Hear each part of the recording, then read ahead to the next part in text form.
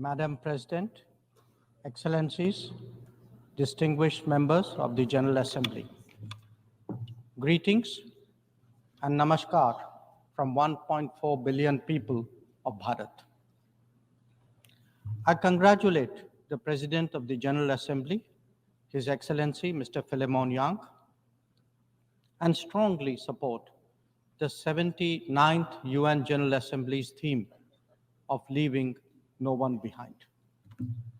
Madam President, we are gathered here at a difficult time. The world is yet to recover from the ravages of the COVID pandemic. A war in Ukraine is well into its third year. The conflict in Gaza is acquiring wider ramifications. Across the global south, development plans have gone off rails and SDG targets are receding. But there is more. Unfair trade practices threaten jobs, just as unviable projects raise debt levels. Any connectivity that flouts sovereignty and territorial integrity acquires strategic connotations, especially when it is not a shared endeavor. Technology advancements, which have long been a source of hope, are now equally a factor of anxiety. Climate events occur with greater intensity and frequency. Food security is as worrisome as health security. In truth, the world stands fractious, polarized, and frustrated. Conversations have become difficult, agreements even more so. This is surely not what the founders of the United Nations would have wanted of us. Madam President, almost exactly 8 decades ago, the first steps towards the formation of the UN were taken near here at Dumbarton Oaks. Refined thereafter at the Yalta Conference, they were finally approved in San Francisco. The debates of that era centered around how to ensure world peace, a prerequisite for global prosperity. Today, we find both peace and prosperity equally endangered. And that, Madam President, is because trust has eroded and processes have broken down. Countries have extracted more from the international system than they have put into it, enfeebling it in the process. We see that vividly in every challenge and every crisis. Reforming multilateralism is therefore an imperative. The urgency of this call is highlighted by the theme of this session. Leaving no one behind means advancing peace, ensuring sustainable development, and strengthening human dignity.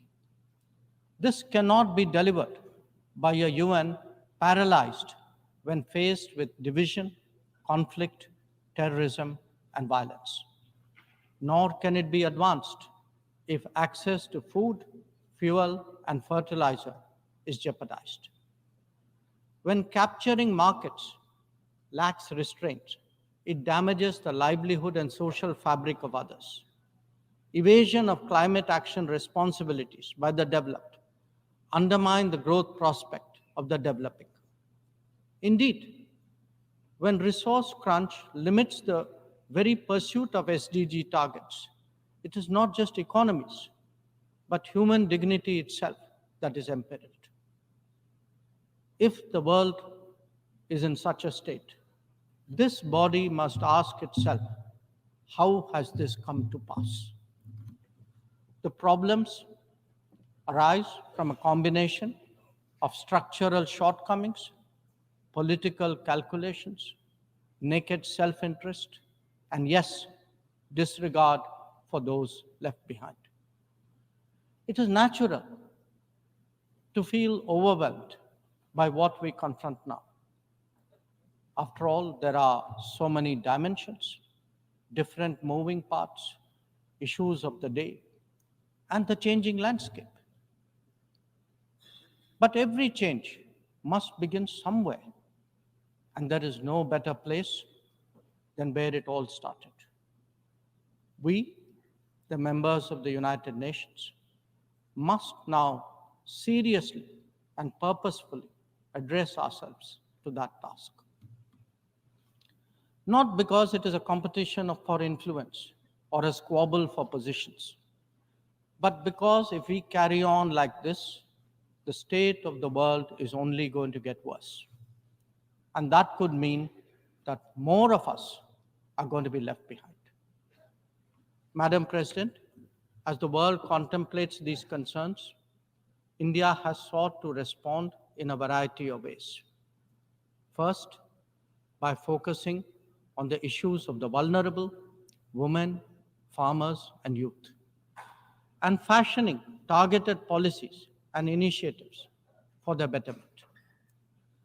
Assured access to piped water, to electricity, to cooking gas, and new homes are changing millions of lives. The gender gap has started to close, be it in health, in education, or in the workplace. Our food producers, thrice a year, get financial support at the click of a button. And a third-term government has made skilling of the youth its key priority. Second, by expanding opportunities for employment and for entrepreneurship, including through stronger training and large-scale financial incentives. 495 million mudra loans have been given to small businesses in the last decade. 67% of them are to women. Equally telling, 6.56 million street vendors have availed of 8.85 million Swanidhi loans. This is just in the last 4 years. 45% of the beneficiaries are again women. Third, by creating templates that are replicable elsewhere. It could be digital delivery or enhancing the quality of governance and public services, as indeed making medicines and health facilities accessible and affordable. A digital public infrastructure and a people's pharmacy are today examples of what India can readily offer to the world. It is also an alternative vision where technology is used to empower, not to dominate. Fourth, by encouraging the Global South to voice its shared concerns and come together. To that end, we have convened 3 Global South summits, the most recent in August of 2024. And fifth, by contributing to the well-being of the global commons and responding to the pressing needs of those in distress. This has ranged from undertaking projects in 78 nations, providing resources to neighbors, and responding to HADR situations, to supplying medicines and ensuring maritime safety and security. Madam President, given the scale of transformation underway in India, each of these dimensions underline that the world's problems can indeed be tackled, and that by working together, we can surely create a larger lifting tide. In these troubled times, it is necessary, Madam President, to provide hope and rekindle optimism. We have to demonstrate that big changes are possible and not over a long period. And nothing is more powerful in this regard than the transformative potential of the digital. We have seen its impact in our daily lives in India over the last decade. It is visible when public benefits from nutritional support and housing to energy and health are delivered efficiently and on a vast scale. or when small business loans and farmers' support are extended without using intermediaries. In fact, when street vendors and expat workforce confidently use fintech in their regular transactions, when services delivery and benefits move seamlessly and transparently, less people will be left behind. That, Madam President, is India's experience and India's relevance. Such leapfrogging possibilities, coupled with people-centric policies and visionary leadership, can be real game changers. When India lands on the moon, rolls out its own 5G stack, dispatches vaccines worldwide, embraces fintech, or houses so many global capability centers, there is a message here. Our quest for a Viksit Bharat or a developed India will understandably be followed closely. Madam President, an important cause of many getting left behind has been the unfairness of the current globalization model. Over-concentration of production has hollowed out many economies, impacting their employment and social stability. Democratizing global production, building resilient supply chains, ensuring trusted digital services, and espousing an open source culture. All these promote widespread prosperity. There are economic answers, just as there are social ones. Madam President, the UN has always maintained that peace and development go hand in hand. Yet, when challenges to one have emerged, due regard has not been given to the other. Clearly, their economic implications for the weak and vulnerable need to be highlighted. But we must also recognize that conflicts themselves must be resolved. The world cannot be fatalistic about the continuation of violence on a large scale, no more than be impervious to its broader consequences.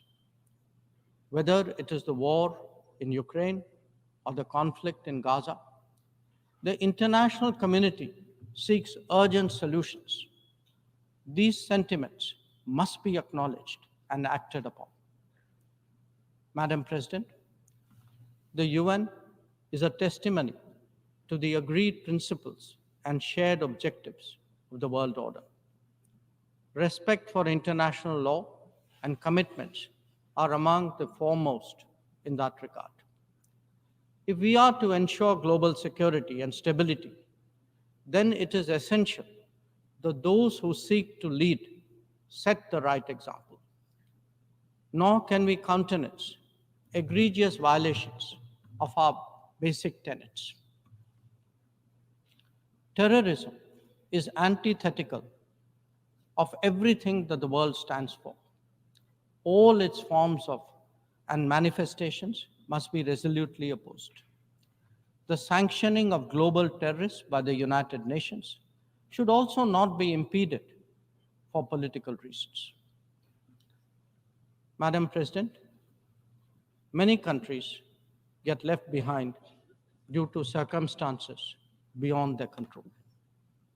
But some make conscious choices with disastrous consequences. A premier example is our neighbor, Pakistan. Unfortunately, their misdeeds affect others as well, especially the neighborhood.